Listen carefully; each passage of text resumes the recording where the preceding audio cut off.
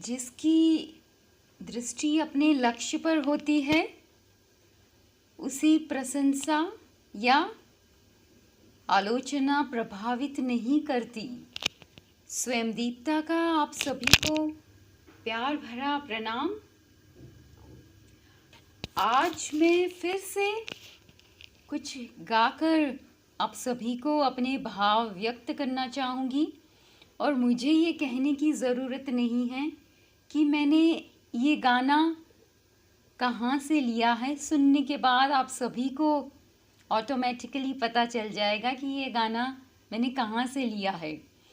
तो गाने के बोल कुछ इस तरह से हैं। तू और मैं दो नहीं एक, बस एक बार तू मुड़ कर देख। तू और मैं दो नहीं एक, बस एक बार तू मुड़ कर देख। तू और मैं वक्त के परे, अमर साथी इससे भरे। तू और मैं वक्त के परे, अमर साथी इससे भरे। तू और मैं आज़ाद कर्मों से, नहीं बंधे जन्मों से। तू और मैं आज़ाद कर्मों से, नहीं बंधे जन्मों से। तू और मैं दो नहीं है, बस एक बार तू मुड़ कर देख। तू और मैं नहीं है आधे, हो गए खाली सीधे साधे। तू और मैं नहीं है आधे, हो गए खाली सीधे साधे। तू और मैं जाने खुद को, करो सलाम हर दुख को। तू और मैं जाने खुद को, करो सलाम हर दुख को। तू और मैं दो नहीं एक, बस एक बार तू मुड़ कर देख। तू और मैं मिले फिर से नहीं, दूर नहीं हुए दिल से। तू और मैं मिले फिर से नहीं, दूर कभी ना दिल से। तू और मैं दो नहीं है एक, नहीं जुदा इस दिल से। तू और मैं आज़ाद कर्मों से, नहीं जुदा जन्मों से। ला ला ला ला ला ला ला ला ला ला ला ला ला ला ला ला ला ना ना ना ना ना ना ना ना ला ला ला ना ना ना ना ना। तू और मैं दो नहीं है, बस एक बार तू मुड़ कर देख। तो दोस्तों, अब आपको समझ आ ही गया होगा कि ये गाना मैंने कहाँ से लिया है। तो मैंने अपनी पिछली श्रृंखला में शरीर के बारे में बात की थी कि शरीर की अगर हम सही तरीके से देखभाल नहीं करेंगे, उसका उपयोग सही तरीके से नहीं करेंगे, इसकी थोड़ा सा हम रिवीजन कर लेते हैं, फिर आगे बढ़ते हैं कि मैंने पिछली कड़ी में क्या कहा था, क्योंकि ये उसी का कंटिन्यूएशन है। तो मैंने ये कहा था कि शरीर यानी कि मैं एक छोटा सा अणु है इस सृष्टि में। अगर हम इसकी सही तरीके से इस्तेमाल नहीं करेंगे, उपयोग नहीं करेंगे इस शरीर का, तो इस शरीर को जंग लग जाएगा। जैसे कि हमारे पास टू व्हीलर होती है, कार होती है, अ, अगर हम उसका रोज़ इस्तेमाल नहीं करेंगे या उसको यूं ही हम पड़े ही रखेंगे महीने भर तक, तो वहाँ उस वाहन में, उस यंत्र में जंग लग जाएगा। तो शरीर, ये हमारा शरीर भी यही यंत्र है। अगर आप इस शरीर को उपयोग नहीं करोगे तो वहाँ इस यंत्र रूपी शरीर को जंग लग जाएगा। इसको भी सर्विसिंग की ज़रूरत होती है। ये मैंने पिछले कड़ी में कहा था। अब इसके आगे की श्रृंखला ये है कि ये तो ठीक है कि छोटा सा हम शरीर हमने मान रखा है, लेकिन द रियल मैं कौन है, आज हम जानेंगे इस कड़ी में। द रियल मैं, द अनुभवकर्ता, विशाल विराट वैभव, इस शरीर से परे, अखंड, अनलिमिटेड, व्यापक से भी व्यापक, आकाश से भी ऊंचा, वो तत्व जो कभी बदलता नहीं, उसकी कोई सीमा नहीं, वो ब्रह्म जो कि मैं हूँ, वो अनुभव करता, इस शरीर से परे, वो अनुभव करता, वो ब्रह्म, वो तत्व मैं हूँ जिसका कभी परिवर्तन नहीं होता, शाश्वत रहता है। जैसे कि गाने के बोल हैं कि तू और मैं दोनों ही हैं एक, बस एक बार तू मुड़ कर देख। तो दोस्तों, यारों मेरे, यहाँ पर तू कौन है और मैं कौन है? तू है वो शरीर और मैं हूँ वो ब्रह्म, वो तत्व, वो वैभव, वो विशाल अनुभव करता।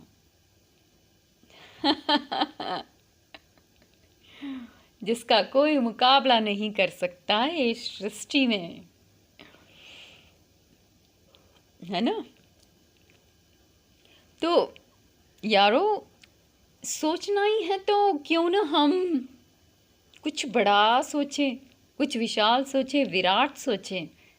क्यों हमने अपने आप को एक छोटा सा अणु, इस शरीर, छोटा सा अणु इस शरीर को मान रखा है अब तक? क्यों हम सब अपने आप को एक शरीर मानकर अपनी वैभवता को छोटा कर लिया है? क्या हमने बस इसी के लिए जन्म लिया है? खाना पीना, सोना, संभोग, सेक्स, यही करने के लिए क्या हमने जन्म लिया है?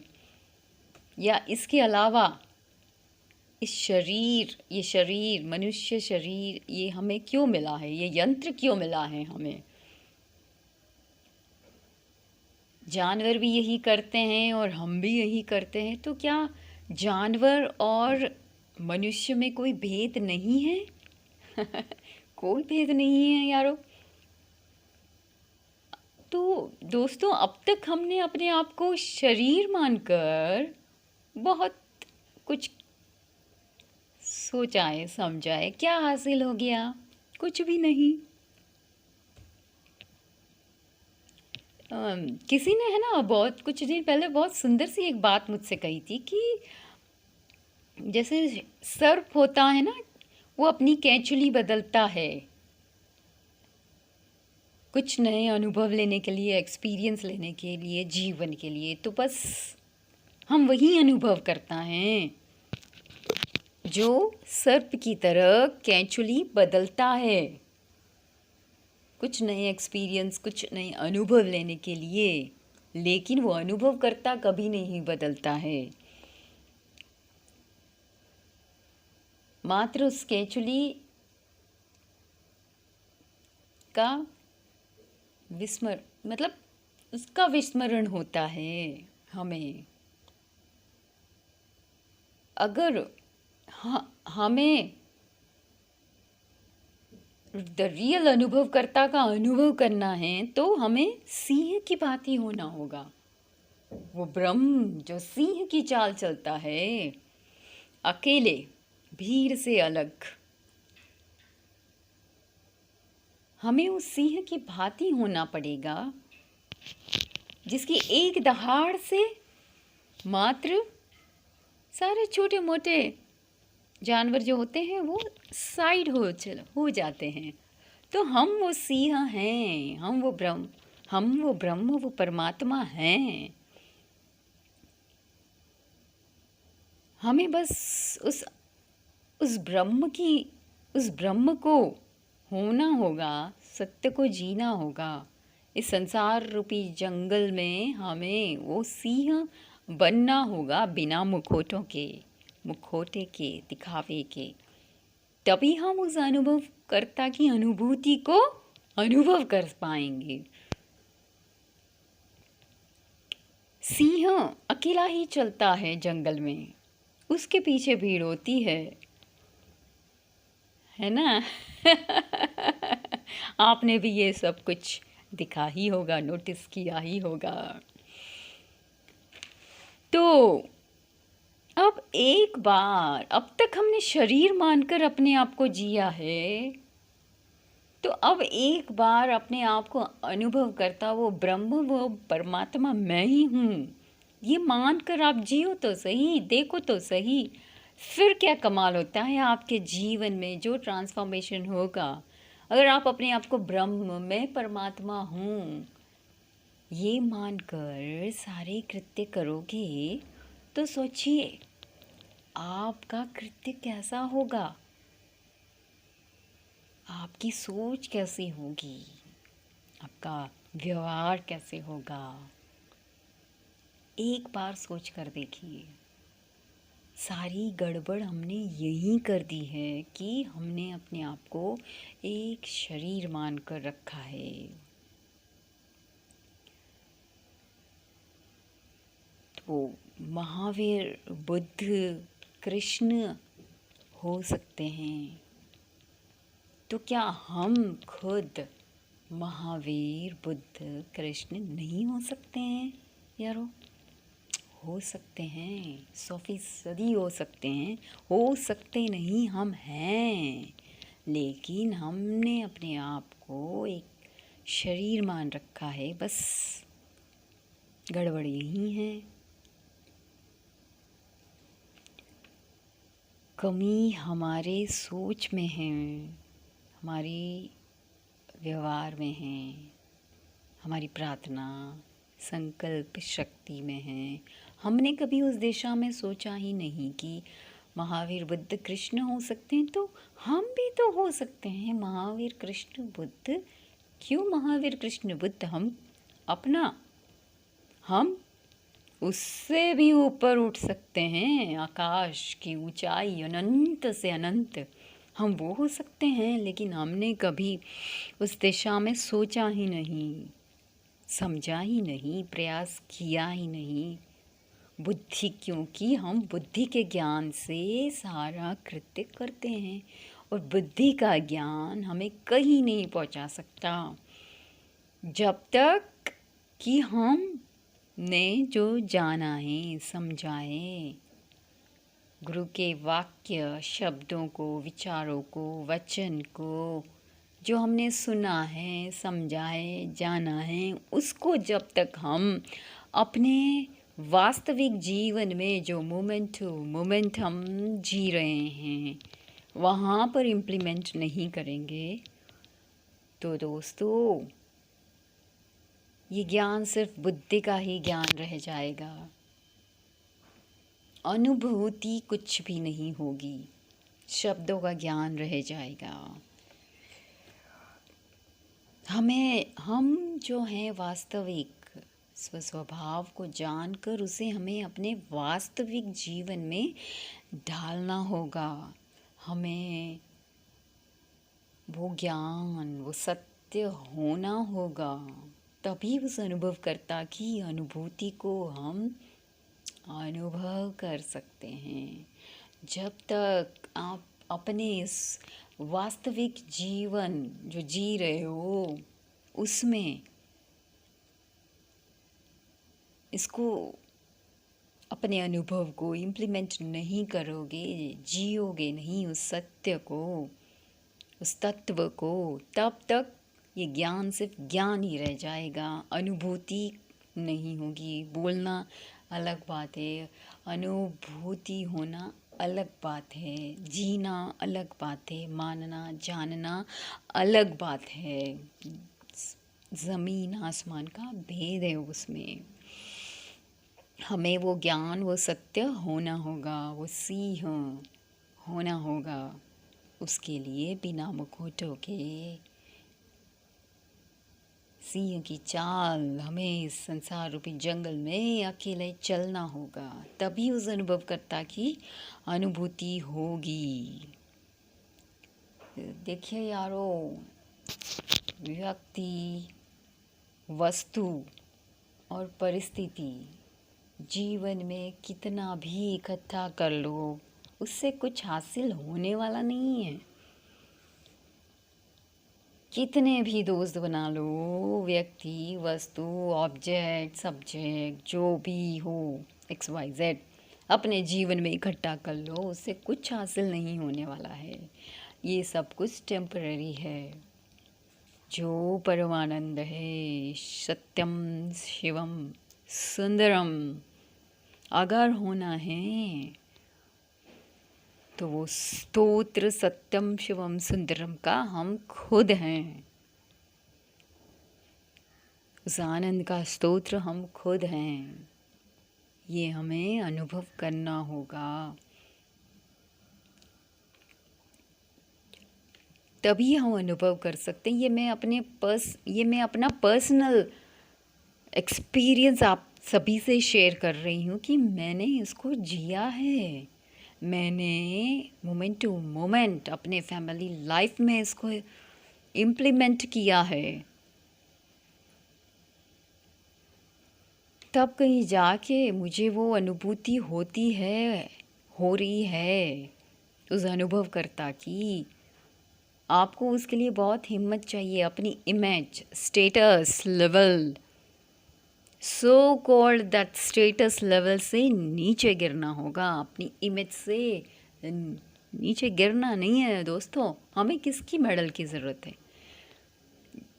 मेडल उसी को चाहिए संसार से जो खुद को नहीं जानता है। जिसने खुद को जान लिया उसे संसार की नहीं, अपने स्वयं की मेडल की ज़रूरत होती है, क्योंकि ब्रह्म, वो परमात्मा मैं ही हूँ, वो तत्व मैं ही हूँ, अखंड, विराट, विशाल। आज का युग, स्टेटस लेवल, इमेज, सबसे बड़ा रोग क्या कहेंगे लोग। ये मैंने बहुत सी बार पहले भी कहा है, फिर से रिपीटेडली मैं बोलूँगी और बोलते ही रहूँगी कि सबसे बड़ा रोग क्या कहेंगे लोग।